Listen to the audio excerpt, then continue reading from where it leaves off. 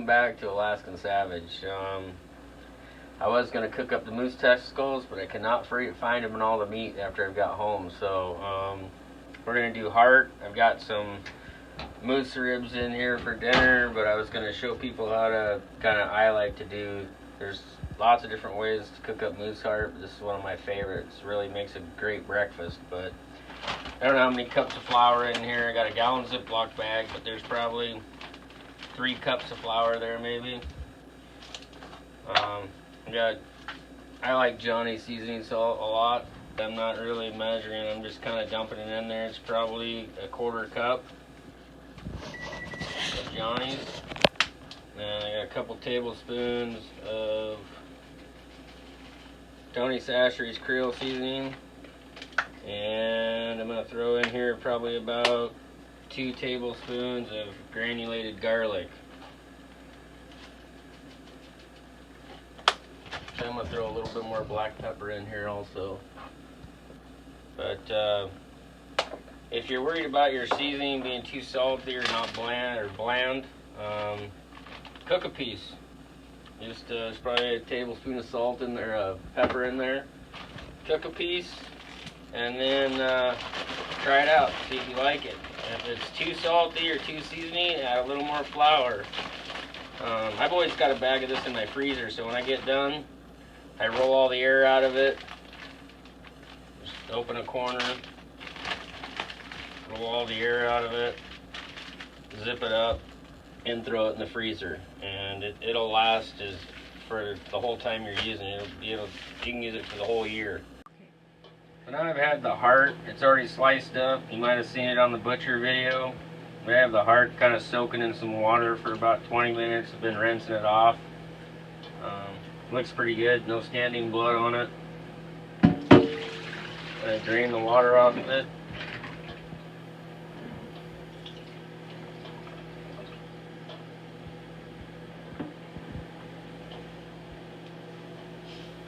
And over here at the cutting board.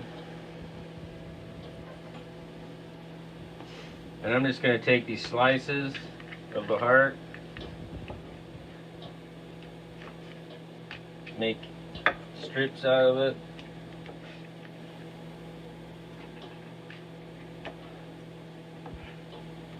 Any of this inner heart tissue you can just cut off. It ain't going to hurt you, but it has a weird texture, so I always cut it off. I just do a little bigger than bite-sized pieces. No rhyme or reason. You could cook this all as a steak if you wanted. Some people wrap them with bacon. And make a really good breakfast out of them. I've cooked them in taco seasoning after I've put taco seasoning on them and made tacos out of them. Done a lot of different stuff with them. Alright, that's cutting up the heart. Now, take the flour. Pretty much shaking it up quite a good bit. And all you do is just throw in some pieces. Give it a few shakes. Throw in some more pieces. I'll throw them in here and let them kind of sit in here while then I'll grab a pan and put some olive oil or avocado oil, peanut oil. You can use whatever kind of oil you want. Put it in a frying pan, about a 1/4 inch deep, and we're just going to pan fry these.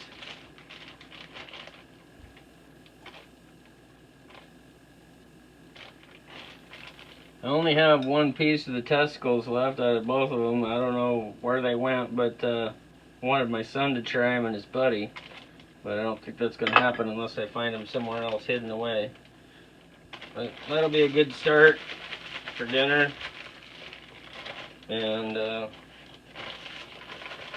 we'll grab a pan and I'll show you how I cook them up. Well, I got my oil in there, got a frying pan, got them on, I don't know, close to medium heat. And I'm just shaking off the excess flour, put it in the pan.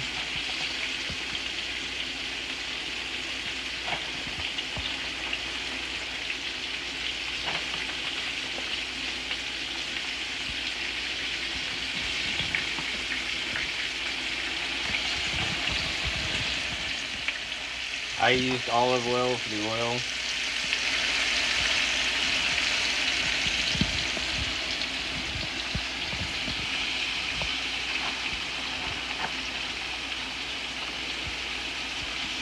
And this is about half of the heart.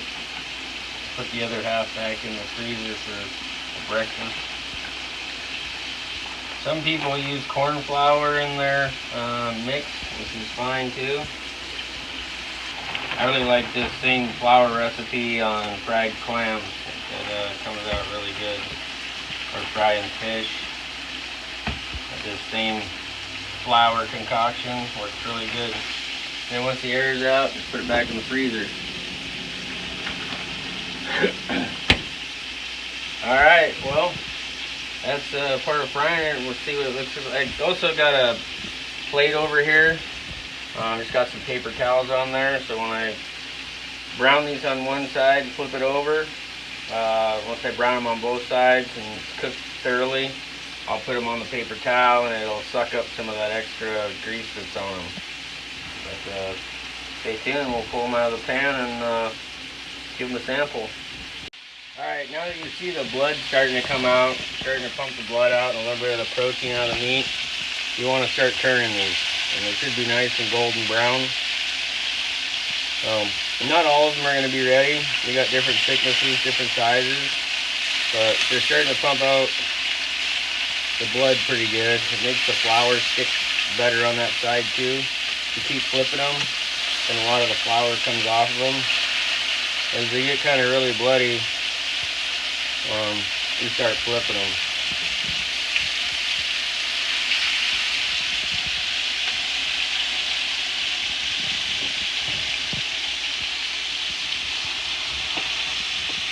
But these might get flipped one more time. It's pretty thick chunks. But I'm just trying to make sure that really comes out. If you flip them too soon, the flour likes to come off of them. So I try to wait until they start gumming up with the blood. And when they roll, it makes a really good, nice, crispy crunch. So a little more and they'll be coming out of the pan. They should look nice and golden brown. Well, it should be crispy outside, cooked thoroughly. They don't have to be, you don't want to, depending on how you like your meat, but some of these you know they're done because by looking at them here, they're hot browner.